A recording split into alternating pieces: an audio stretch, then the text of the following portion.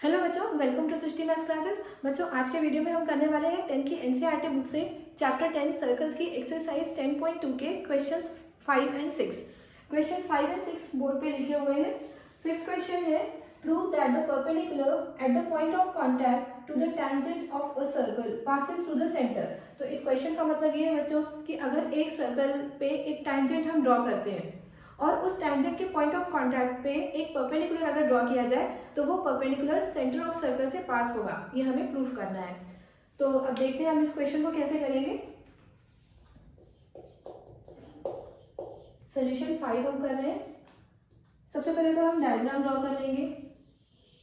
Circle draw कर लिया हमने, सेंटर मार्क कर लिया और इस सर्कल का एक टेंजेंट भी हमको ड्रॉ कर लेना है। ए बी टेंजेंट ड्रॉ किया मैंने पी पॉइंट ऑफ कॉन्टैक्ट पे। तो अब क्वेश्चन ये था कि prove that the perpendicular at the point of contact to the tangent to a circle passes through the centre of the circle.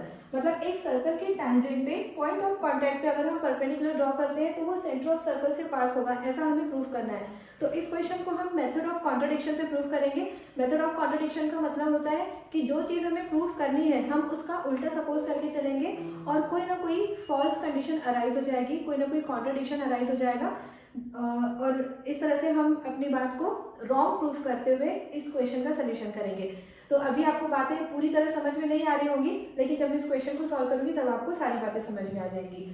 तो सबसे पहले तो हम गिवन लिखते हैं। आपको पता ही है किसी भी क्वेश्चन के सॉल्यूशन के टाइम सबसे पहले हम लिखते हैं given. Given a circle with centre O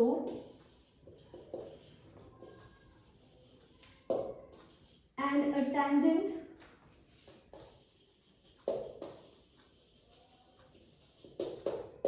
AB at P। Tangent AB at P। P point पे हमने एक टेंजेंट भी ड्रॉ किया हुआ है। अब हमको प्रूफ ये करना है कि अगर हम P से कोई परपेंडिकुलर ड्रॉ करते हैं, मैं थोड़ी देर के लिए इस सेंटर को हटा रही हूँ यहाँ से, और अगर हम इस पॉइंट पे P पॉइंट पे AB के ऊपर कोई परपेंडिकुलर ड्रॉ करते हैं तो हमें ये प्रूफ करना है कि ये परपेंडिकुलर जो है वो सेंटर ऑफ सर्कल से पास होगा। तो इस परपेंडिकुलर लाइन का भी कुछ नेमिंग कर लेते हैं हम, CD। तो गिवन के बाद जो नेक्स्ट साइड हेडिंग आती है वो साइड हेडिंग होती है टू प्रूव। प्रूफ क्या करना है हमको, perpendicular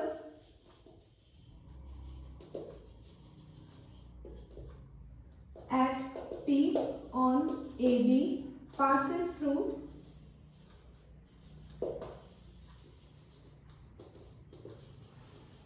the center of the circle। The center of the circle। तो ये चीज हमें प्रूफ करनी है कि अगर P पॉइंट पे परपेंडिकुलर ड्रॉ होता है तो वो सेंटर ऑफ सर्कल से पास होगा। तो अभी भी मैंने आपको बताया कि इसे हम प्रूफ करने वाले मेथड ऑफ कॉन्ट्रडिक्शन से, मतलब जो हमें प्रूफ करना है हम एग्जैक्टली उसका उल्टा ही लेकर चलेंगे। तो हम ये सपोज कर लेंगे, suppose the CD perpendicular on AB at P does not pass through the centre of the circle.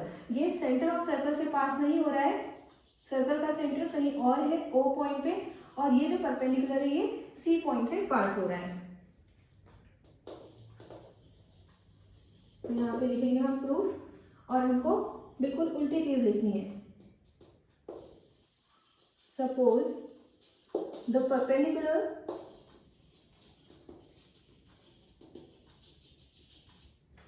CD on AB at P does not pass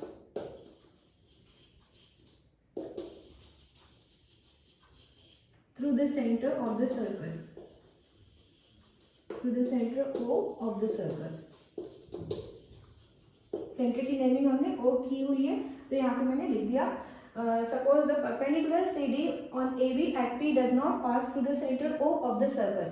अब ये सेंटर से पास नहीं हो रहा है, लेकिन सेंटर तो है, सर्कल का सेंटर कहीं ना कहीं पर तो लोकेटेड है, सिचुएटेड है। तो इस सेंटर को हम अब P से ज्वाइन कराते हैं और देखते हैं कि क्या क्या होता है। सबसे पहले तो ये जो CD है ये परपेंडिकुलर है AB पे, तो यहाँ पर 90 डिग्री का मैंने साइन बना दिया। अब हम आगे O को जब P से ज्वाइन कराएंगे तो हम देखते हैं कि क्या होगा। मैंने O को P से ज्वाइन करा दिया, OP अगर ज्वाइन होता है, मतलब ये दोनों पॉइंट्स अगर आपस में ज्वाइन हो जाते हैं तो यहाँ पर रेडियस फॉर्म होगा। आपको पता है सेंटर ऑफ सर्कल को सर्कमफ्रेंस के किसी भी पॉइंट से हम ज्वाइन कराते हैं तो वहां पर रेडियस फॉर्म होता है। सो OP is a radius of this circle. अब हमको ये भी पता है कि थ्योरम 10.1 के हिसाब से कोई सा भी जो रेडियस होता है वो टेंजेंट पे पॉइंट ऑफ कांटेक्ट पे परपेंडिकुलर होता है। तो उस हिसाब से एंगल OPB ये एंगल भी 90 डिग्री का निकलेगा। ये वाला एंगल भी हमें 90 डिग्री दिखाई दे रहा है थ्योरम 10.1 प्रॉपर्टी की वजह से। तो अभी हम यहाँ पर ये सारी चीजें पहले लिख लेते हैं, उसके बाद मैं आपको एक्सप्लेन करूंगी कि यहाँ पर क्या कॉन्ट्रडिक्शन अराइज हुआ है, कौन सी फॉल्स कंडीशन अराइज हुई है वो हम देखेंगे। Join O to P. Now OP is perpendicular on AB, that is angle OPB equals to 90 degree. अब ये एंगल OPB 90 डिग्री किस वजह से है? थ्योरम 10.1 की वजह से। थ्योरम 10.1 हमने पिछले क्वेश्चंस को सॉल्व करने में बहुत बार यूज किया है और उस थ्योरम का स्टेटमेंट होता है the tangent is perpendicular to the radius to the point of contact. The tangent is perpendicular to the radius through the point of contact.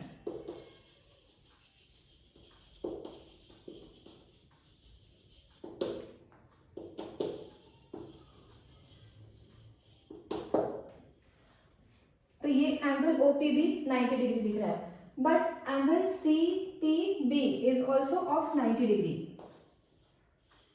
But angle CPB equals to 90 degree. अब ये जो angle CPB है ये 90 degree किस वजह से है? ये है कंस्ट्रक्शन की वजह से। तो यहाँ पे हम रीजन में लिखेंगे बाय कंस्ट्रक्शन।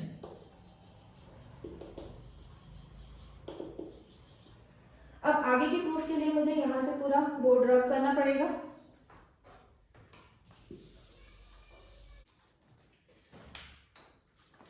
अब बच्चों ये जो इक्वेशंस यहाँ पर दिखाई दे रहे हैं इन्हें इक्वेशन 1 एंड 2 मार्क कर लेते हैं। Angle OPB equals to 90 degree, इसे मैंने इक्वेशन 1 मार्क कर दिया। Angle CPB equals to 90 degree, इसे मैंने इक्वेशन 2 मार्क कर दिया। और ये दोनों एंगल्स 90 डिग्री इसके क्यों है, इनके रीजंस भी यहाँ पर लिखे हुए हैं। तो इन दोनों को जब हम इक्वेट करेंगे तो हमें क्या मिलेगा? Angle OPB equals to angle CPB। Angle OPB and angle CPB दोनों इक्वल है और आपको पता है कि इस तरह से ये दोनों एंगल्स इक्वल तभी हो पाएंगे जब C पॉइंट O पर कोइंसाइड करेगा, अदरवाइज ये दोनों एंगल्स इक्वल नहीं हो सकते। क्योंकि ये पॉसिबल ही नहीं हो सकता है कि किसी भी एक लाइन के एक पर्टिकुलर पॉइंट पे दो परपेंडिकुलर्स हो। A भी एक यूनिक लाइन है, इस पर P एक यूनिक पॉइंट है, तो इस पॉइंट पे दो परपेंडिकुलर्स का होना पॉसिबल हो ही नहीं सकता, इसलिए ये दोनों एंगल्स भी इक्वल नहीं हो सकते।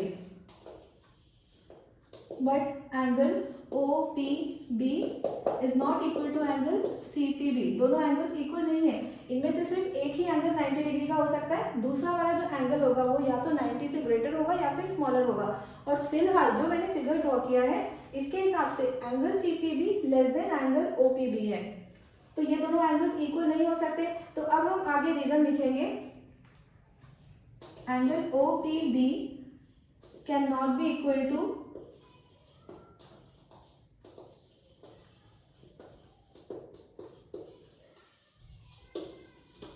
Angle CPB unless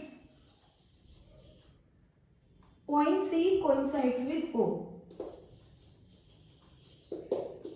Unless point C coincides with point O. तो इसका ये मतलब हुआ कि हमने जो सपोज किया था let the perpendicular does not pass through O, ये रॉन्ग है और ये जो perpendicular on AB at P है इसको डेफिनेटली O पॉइंट से पास होना होगा।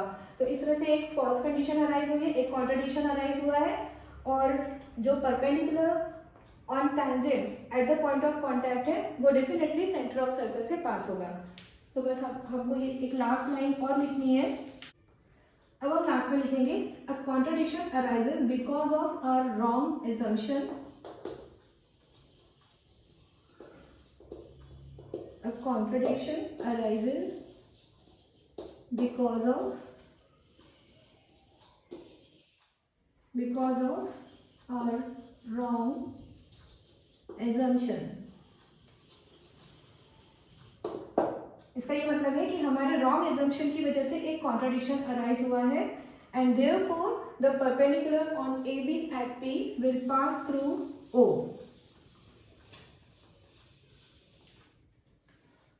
Therefore, the perpendicular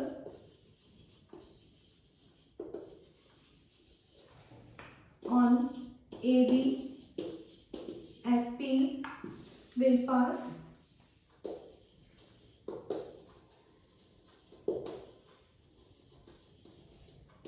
through the center of the circle।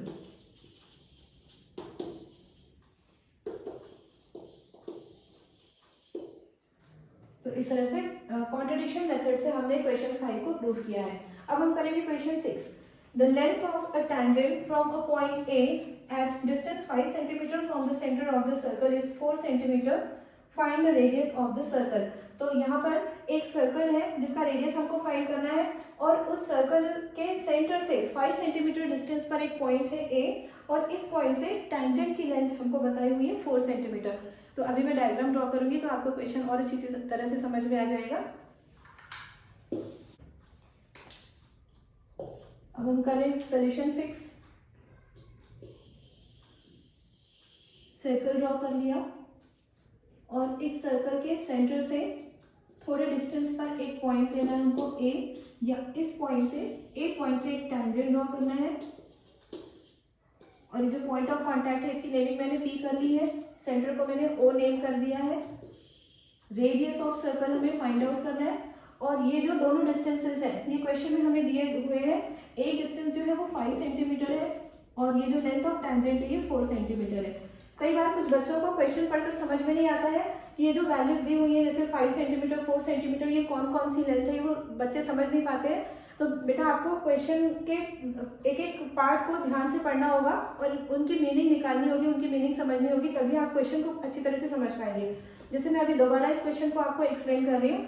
The length of a tangent from a point A at a distance of 5 centimetre, मतलब ये जो distance 5 centimetre ये point A के लिए बताया हुआ है। At a distance 5 centimetre from the centre of the circle is 4 centimetre, मतलब ये लेंथ ऑफ टेंजेंट के बारे में बताया हुआ है। Length of tangent is 4 centimetre. कहाँ से है 4 centimetre length of tangent? From a point A at a distance of 5 centimetre from the centre of the circle. तो इस तरह का ये क्वेश्चन है और हमको रेडियस की लेंथ फाइंड करनी है। तो सोल्यूशन तो बहुत ही सिंपल है, क्वेश्चन थोड़ा कॉम्प्लिकेटेड लग सकता है आपको लेकिन सोल्यूशन बहुत ही ईजी है। सोल्यूशन के लिए हम क्या करेंगे, फिर से 10.1 प्रॉपर्टी यूज करेंगे और इस एंगल को पहले 90 डिग्री शो करते हुए यहाँ पर हम अप्लाई कर देंगे पाइथागोरस थ्योरम। तो एज यूजुअल सबसे पहले तो हमें लिखना होता है given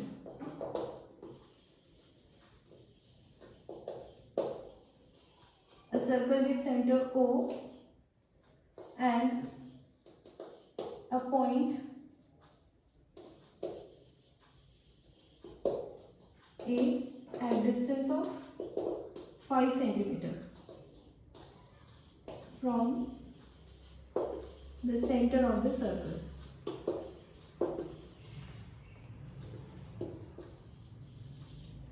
And length of tangent AP equals to 4 centimeter. To find, ये गिवन मैंने थोड़ा ज्यादा डिटेल में लिख दिया है, आप इसको बिल्कुल शॉर्ट में भी लिख सकते हैं। जैसे आप क्या लिख सकते हैं, गिवन है सर्कल विद सेंटर O, फिर OA equals to 5 centimetre, AP equals to 4 centimetre, बस इतना सा भी आप गिवन लिखेंगे तो भी चल जाएगा। टू फाइंड, अब फाइंड क्या करना है हमको, रेडियस ऑफ द सर्कल हमको कैलकुलेट करना है, फाइंड आउट करना है। सोल्यूशन लिखेंगे, सबसे पहले तो हमको ये लिख देना है OP is perpendicular on AP, that is angle OPA equals to 90 degree. और प्रॉपर्टी यहाँ पर कौन सी आएगी, tangent is perpendicular to the radius to the point of contact. Tangent is perpendicular to the radius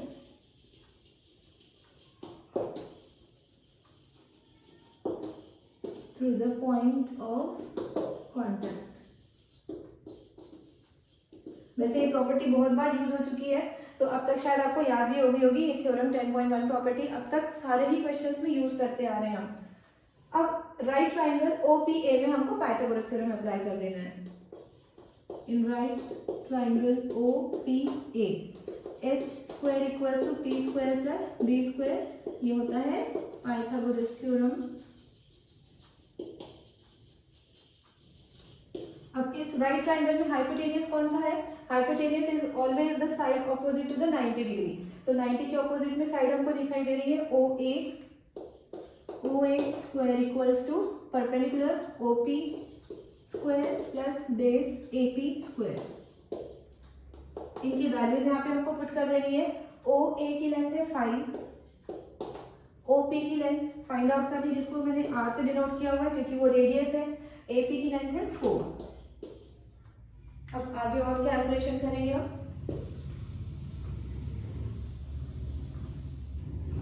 25 equals to R square plus 16।